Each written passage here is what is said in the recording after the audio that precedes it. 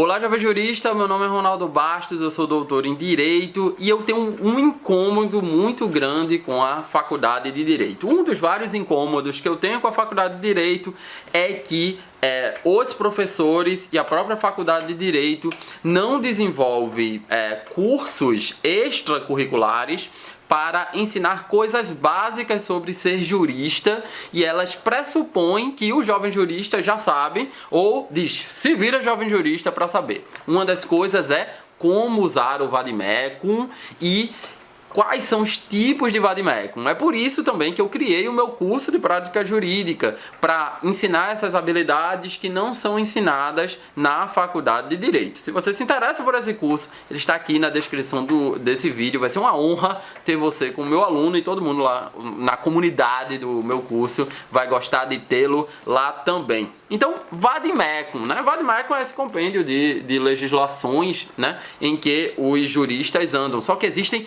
vários tipos de vade-mecum. Então, eu elaborei esse pequeno vídeo para explicar para vocês o que é um vade-mecum e quais são os tipos de vade-mecum. Lá no curso eu tenho uma aula completa de 1 hora sobre o que é um vade-mecum, quais são os tipos de vade-mecum, qual é o vade-mecum mais recomendável para você, a depender da situação em que você se encontre, e também 7 formas de usar o vade-mecum, que é muito útil para vocês. Então curte aí o vídeo que eu fiz na minha live sobre como usar o vade-mecum. Um vade-mecum é um livro em que existe um compêndio, uma compilação de vários tipos de legislação.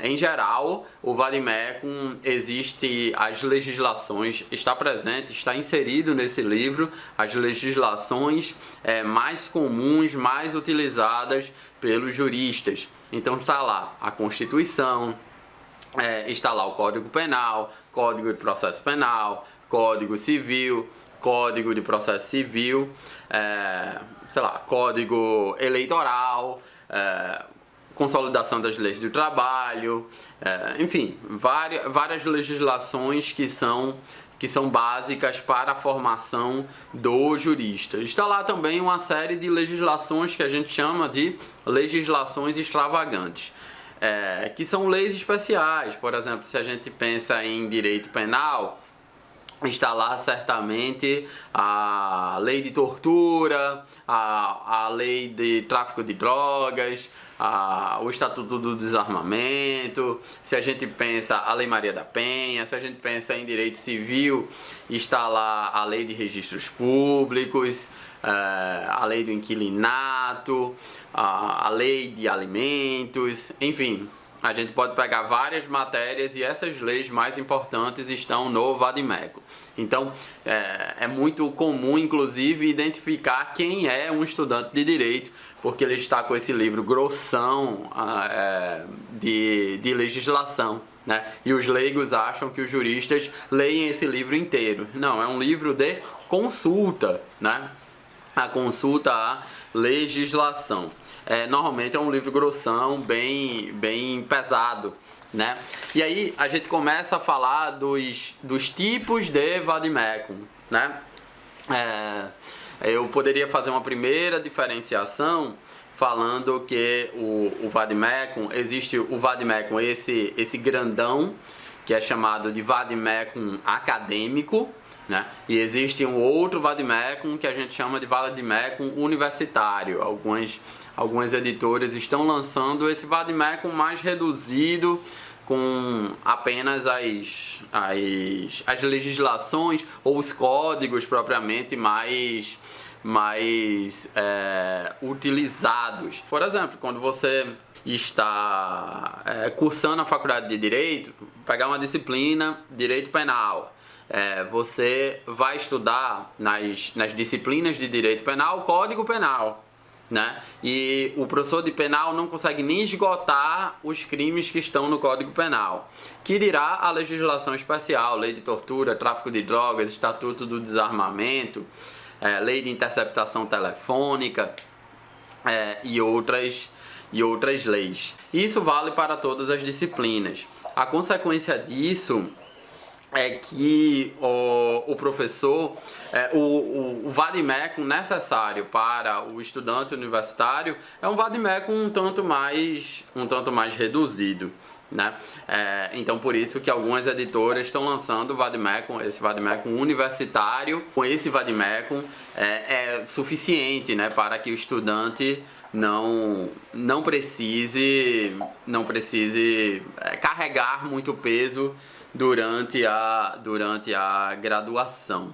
Existem outros vademecums que tem esse perfil também.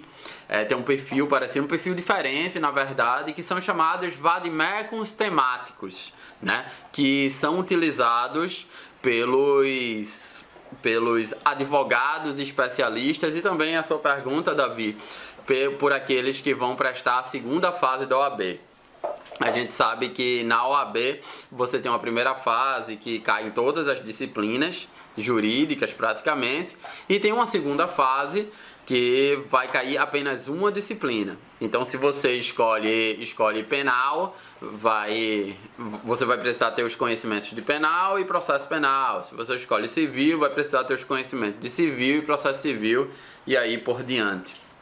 Então esses vademecums que são mais compactos, são chamados 3 em 1 ou 4 em 1, são vademecums mais propensos para isso, para aquele advogado que é um advogado criminalista ou um advogado administrativista, como esse vademecum que eu tenho, é para um advogado administrativista. E então esse vademecum temático, compacto, é um vademecum que é mais utilizado por esses especialistas e para a segunda fase da OAB. E um terceiro tipo de vademecum que eu poderia mencionar é o vademecum que ele não tem só legislação, né? Ele é um compêndio de informações para aquele advogado, aquele jurista que é especialista, né? Então ele é um compêndio de legislação, ele é um compêndio de jurisprudência e ele é um compêndio de modelos de peças jurídicas, por exemplo.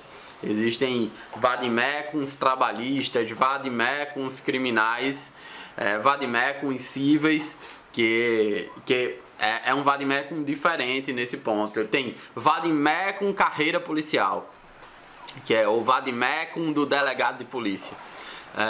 Que é um tipo específico de vademecum, não é a noção mais comum de um vademecum, né? A editora Juspodium também tem um tipo de livro desse que se chama Manual do Advogado X, Manual do Advogado Criminalista, Manual do Advogado Trabalhista, Manual do Advogado de Família, que é basicamente essa ideia dos vademecums, né? Que é um vademecum que é mais amplo.